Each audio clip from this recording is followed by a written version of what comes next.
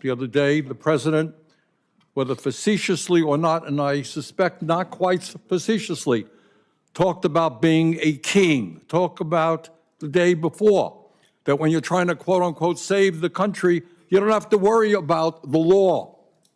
Well, that is not what this country is about. That's not what the founding fathers, in their brilliance. You know, the older I get, the more I respect the work that these guys did back in the 1770s. They were nobody's fools.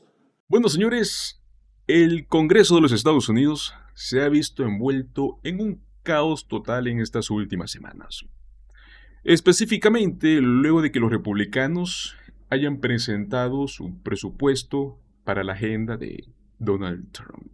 Ante esto, varios demócratas han salido a exponer por qué es que este presupuesto será una crisis para los Estados Unidos.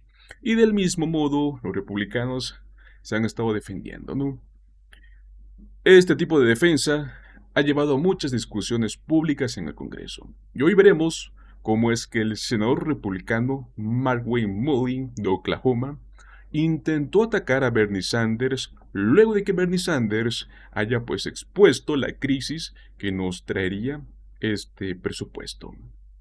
Sean bienvenidos a Políticamente en Desacuerdo. Amigos, hoy tenemos mucha información muy interesante. Veremos cómo Bernie Sanders ha respondido en este conflicto dentro del Congreso. Luego pasaremos a ver un informe que ha sido recientemente revelado contra Donald Trump por parte de Rachel Maddow. Y finalmente pasaremos a hablar sobre cómo es que Donald Trump acaba de amenazar a la gobernadora de Maine luego de confrontarlo cara a cara.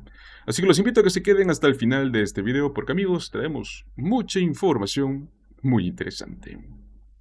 Bueno, amigos, vamos a entrar directo al contexto, ¿no? Quiero que vean este clip.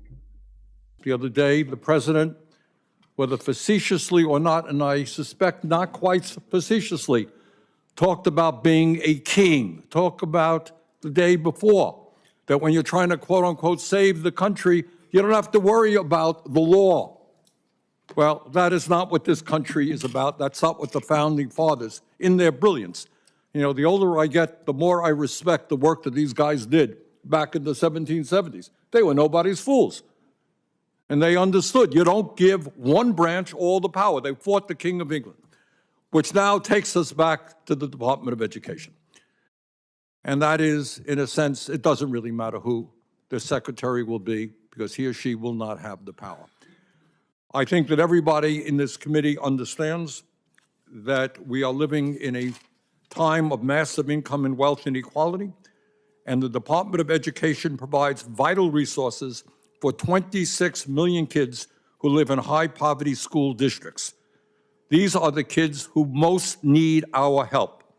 Is it the responsibility of the federal government to see that every kid in America, whether you're poor, middle class, or rich, gets a quality education? In my view, it is.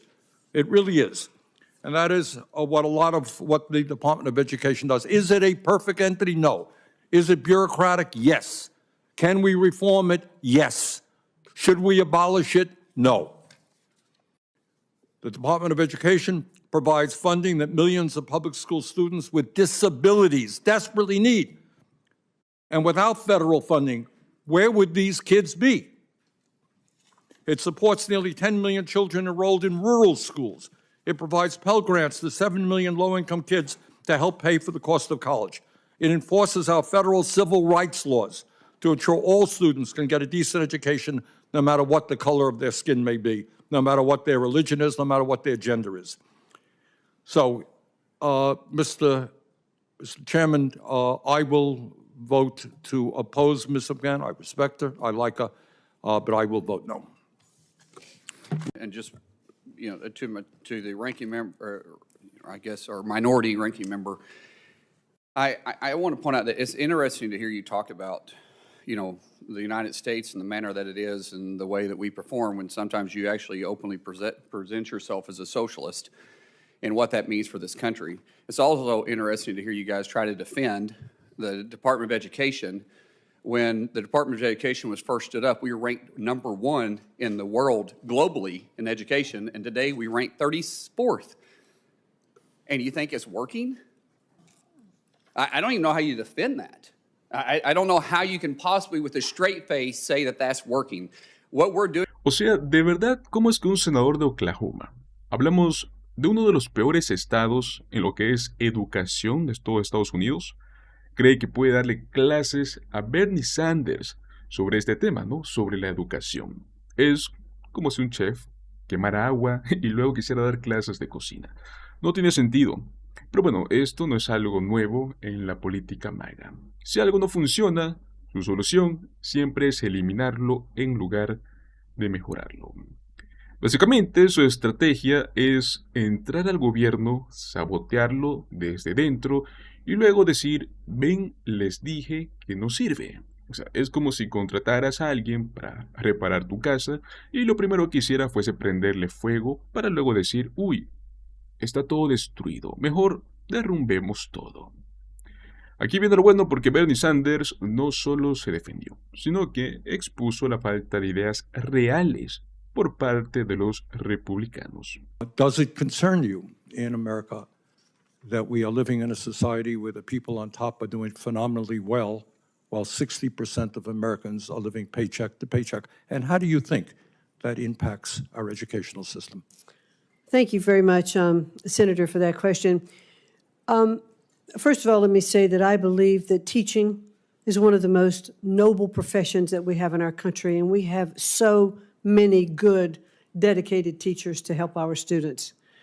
I do think that we are trapping students often in low-performing schools, and that's why the president has such a strong policy towards school choice. But you will agree, I don't mean to interrupt you, but you will agree that you can't just look at education.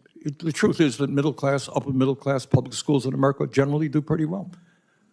But if you are homeless, if you were a homeless person and you had kids, the odds of your kids doing pretty well are not good. I'm just asking you, what do you think about the massive level of income and wealth inequality, the fact that we have the highest rate of childhood poverty? Is that something you think you might want to pay attention to? Well, certainly, Senator, I do believe that we want to make sure that every child in our country has the opportunity to have equal access to a quality education. And the Department of Education really is not setting economic policy in the country. We should focus on educating our children, and we should focus on it at the local level. Let me ask you this. You mentioned correctly that we have many great teachers in America, right? Yes.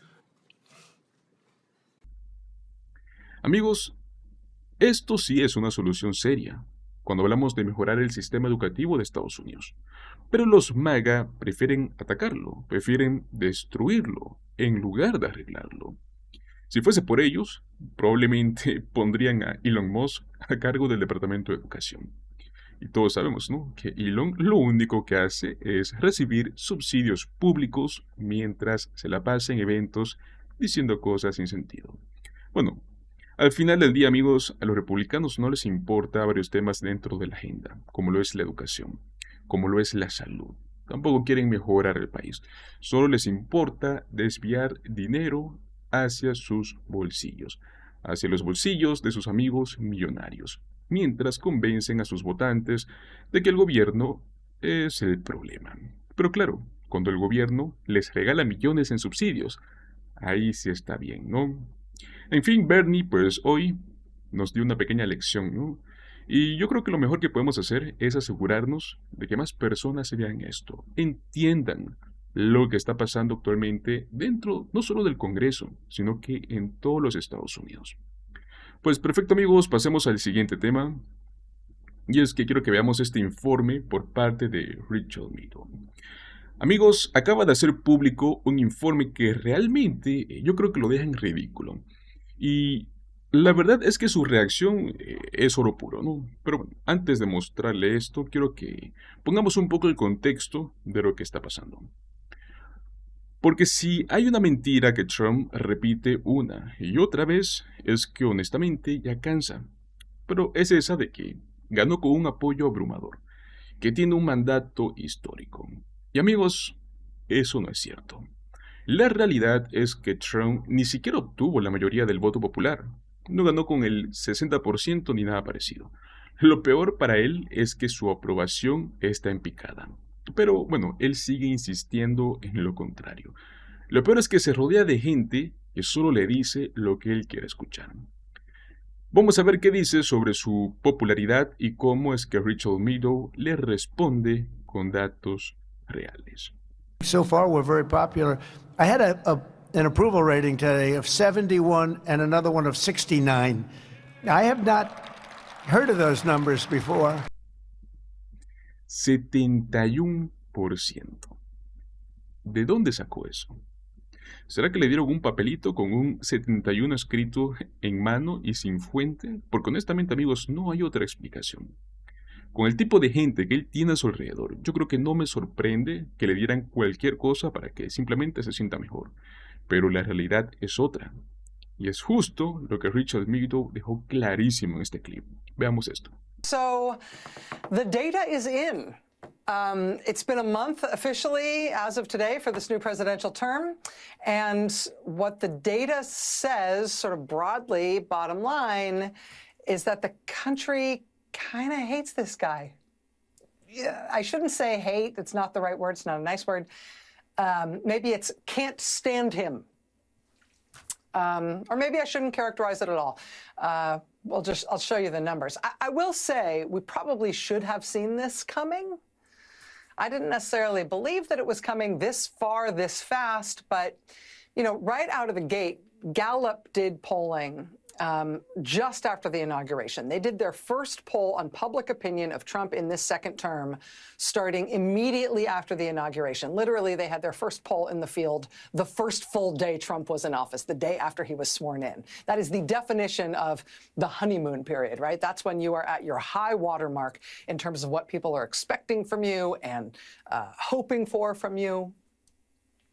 But in that first Gallup poll of this presidential term, sort of shockingly, Trump was already underwater. In his first week in office, more Americans disapproved of him than approved of him. I mean, only by 1 point, but still, that's unheard of. That's a more than unusual thing in presidential polling. Gallup, in fact, said at the time that in the 70-plus years they have been doing presidential polling, Donald Trump is the only president for whom his approval ratings were underwater right at the start of his term in office, meaning more people disliked him than liked him. So in that first week Gallup poll, Trump was underwater, 47 approving, 48% disapproving. So that means he was coming in at -1. And like I said, that was something we haven't seen with any other president. And to me, actually, it was shocking enough that I didn't think it would stand. I thought that would be sort of an outlier. But now look at this.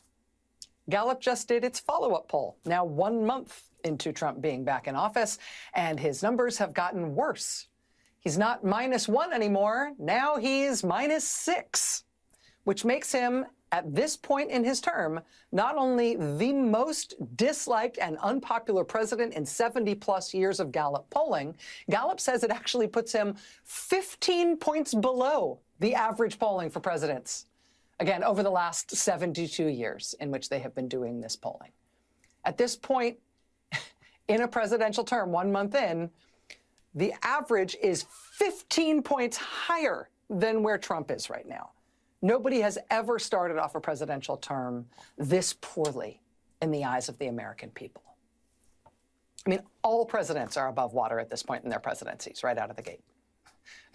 Trump's the only one. Trump was underwater with the American public from day one, and since then, he's been sinking like a cinder block in an ocean trench. I did not know to expect that.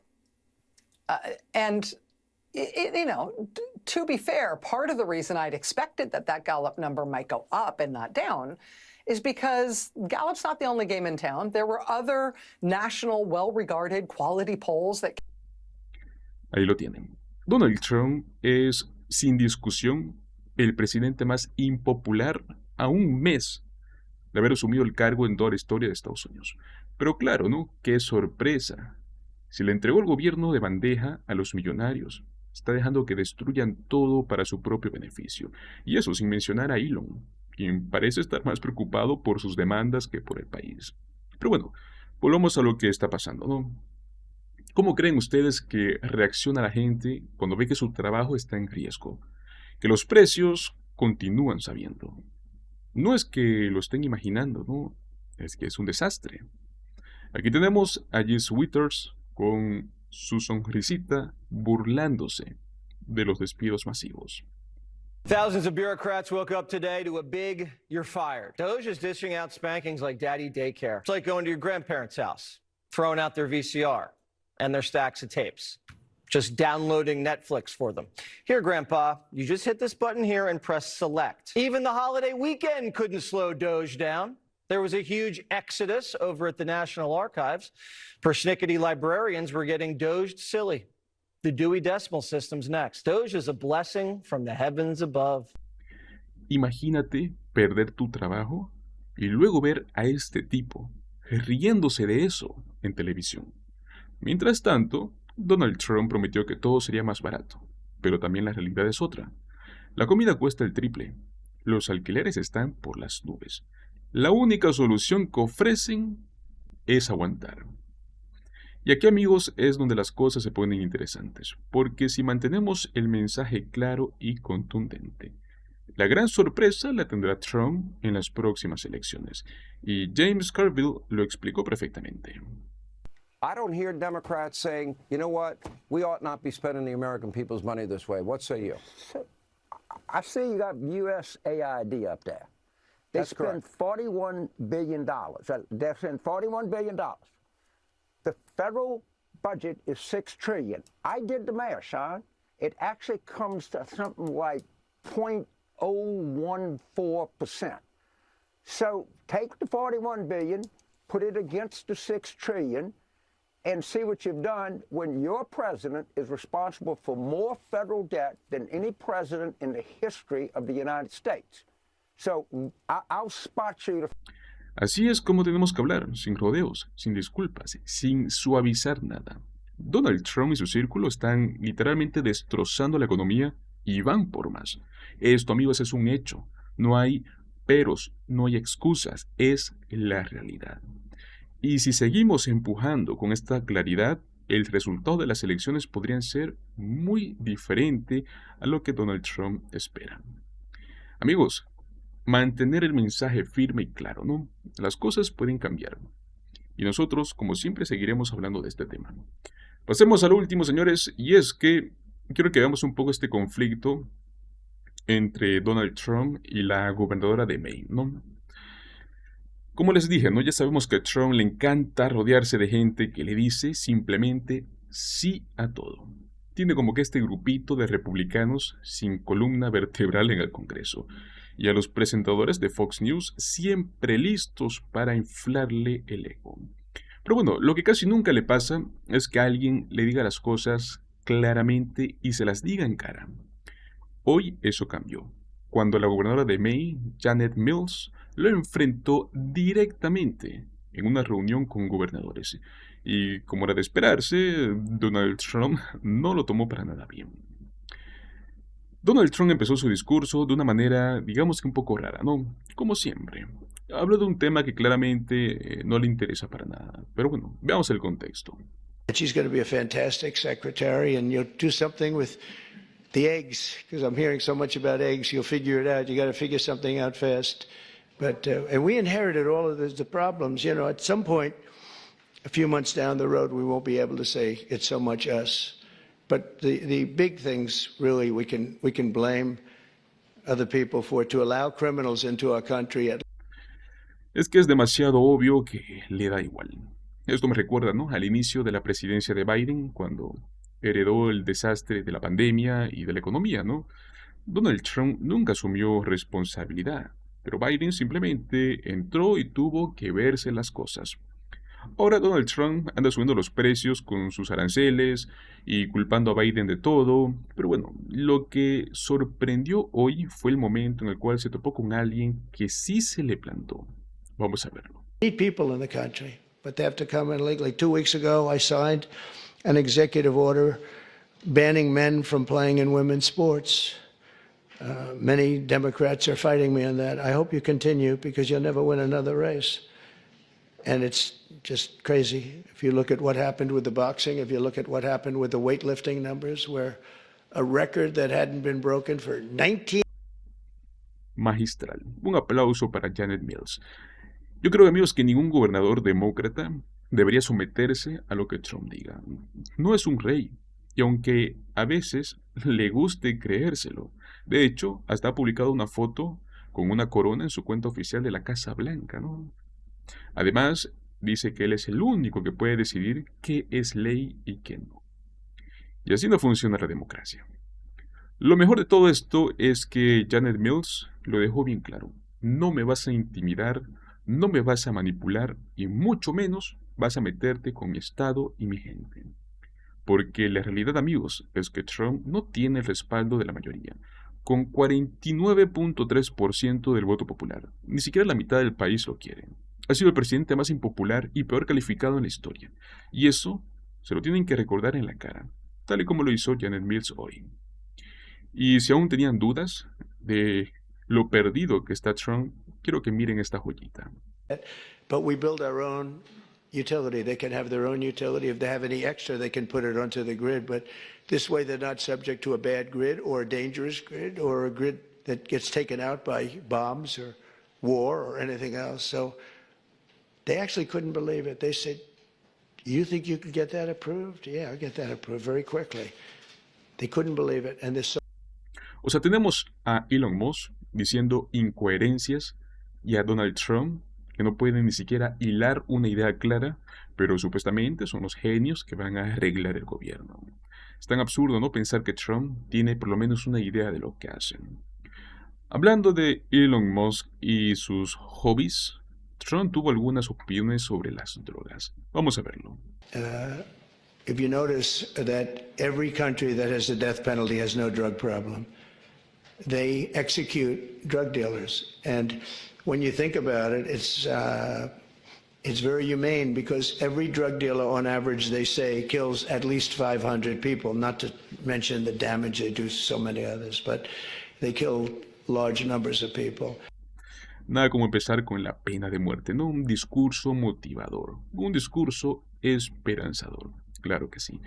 Es bastante irónico si consideramos quién es su hijo, Don Jr., y cómo Elon Musk se veía en el CPAC con esas gafas oscuras tratando como que de esconder algo. Pero bueno, Donald Trump sigue con sus discursos extraños sobre las drogas y veamos otro. We have a situation where we have now hired a couple of the best agencies, and we're going to spend about 100 million, maybe 200 million on advertising, saying that when you take certain drugs, the drug fentanyl, et cetera, it destroys your skin, it destroys your teeth, it destroys your brain, it destroys everything. And really horrible commercials. I mean, I've seen the first of them, and they are brutal. They are brutal. And when some young kid is sitting down watching this commercial a couple of times, I really don't think they're going to be taking drugs. So I think that this is a big statement, but I think we can drop it 50%, 50, by doing this. O sea, 200 millones en publicidad. ¿No se supone que los republicanos quieren cortar el gasto innecesario? No, pero bueno, ya sabemos que la hipocresía republicana no es ninguna sorpresa. Ahora bien, si creían que Trump solo sonaba ridículo en temas domésticos, escuchen lo que dijo sobre Zelensky. I see pictures that you fortunately don't get to see. You don't want to see them. And that is a killing field. You have young soldiers being killed, thousands a week, and we got to get it over with. It's bad for Russia, and it's bad for Ukraine, and it's bad for us on a humanitarian basis. I've had very good talks with Putin, and I've had not such good talks with Ukraine. Ahora resulta que todos los aliados son su saco de boxeo. O sea, de verdad Trump simplemente suena incoherente. Hay que decirlo, ¿no? Es el tipo que está actualmente en la presidencia y demuestra estar incompetente. Se está dejando manipular por dictadores. No está jugando ajedrez en 4 dimensiones. Simplemente es así, torpe. Para cerrar, escuchen esto. Nobody. It was 1 in 20,000. Now we have 1 in 34. Is that right? 34. So 34 or 36 kids have autism. And if you go back I guess, 18 years that whenever that was done, it was one. Estos son los líderes republicanos queriendo imponer condiciones a los estados, mientras ellos no tienen ni idea de lo que hacen. Donald Trump no está capacitado para gobernar. Si en algún momento lo estuvo, hoy no es ese momento. Es por eso que se necesitan más demócratas como Janet Mills, personas que estén dispuestas a confrontarlo. Bueno amigos, hemos llegado hasta el final de este video. Si es que se quedaron hasta este punto, muchísimas gracias. Como siempre, los invito a que me apoyen dándole un like, compartiendo este video, suscribiéndose a nuestro canal Políticamente Desacuerdo. Nos vemos en el próximo video. Hasta luego.